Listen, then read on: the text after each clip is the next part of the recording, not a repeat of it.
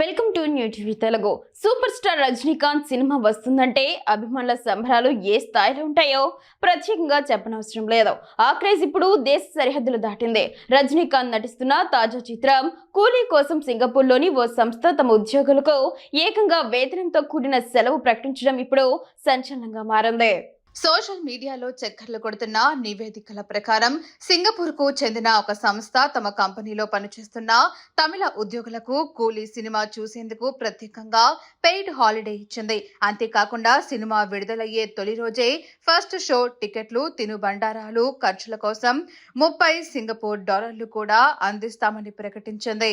దీనిని తమ ఉద్యోగుల సంక్షేమం, ఒత్తిడి నిర్వహణలో భాగమైన కార్యక్రమంగా ఆ సంస్థ పేర్కొన్నట్లు ఉన్న ఓ నోటును ప్రస్తుతం నెట్టింట వైరల్ అవుతోంది. ఈ వార్తతో ఇండియాలోని రజనీ అభిమానులు ఆనందం వ్యక్తం చేస్తున్నారు. లోకేష్ కనకరాజ్ దర్శకత్వంలో తెరకెక్కిన ఈ భారీ యాక్షన్ ఎంటర్టైనర్ పై మొదటి నుంచే అంచనాలు ఆకాశాన్ని అంటాయి. రజనీకాంత్ తో పాటు టాలీవుడ్ కింగ్ నాగార్జున, అమీర్ ఖాన్, ఉపేంద్ర, శృతి హాసన్, సత్యరాజ్ వంటి దిగ్గజ నటులు కీలక పాత్రలు నటిస్తుండటంతో సినిమాపై హైప్ మరింత పెరిగింది. ఇటీవల విడుదలైన ట్రైలర్, అనిరుద్ సంగీతం సినిమాపై అంచనాను తారస్థాయికి చేర్చాయి. ఇప్పటికే ఈ చిత్రం తమిళ సినిమా చరిత్రలోనే అత్యధిక ధరకు ఓవర్సీస్ హక్కులు అమ్ముడై రికార్డు సృష్టించింది. ఈ నెల 14న ప్రపంచ వ్యాప్తంగా 100కు పైగా దేశాల్లో ఈ సినిమాను విడుదల చేసేందుకు సన్నాహాలు జరుగుతున్నాయి.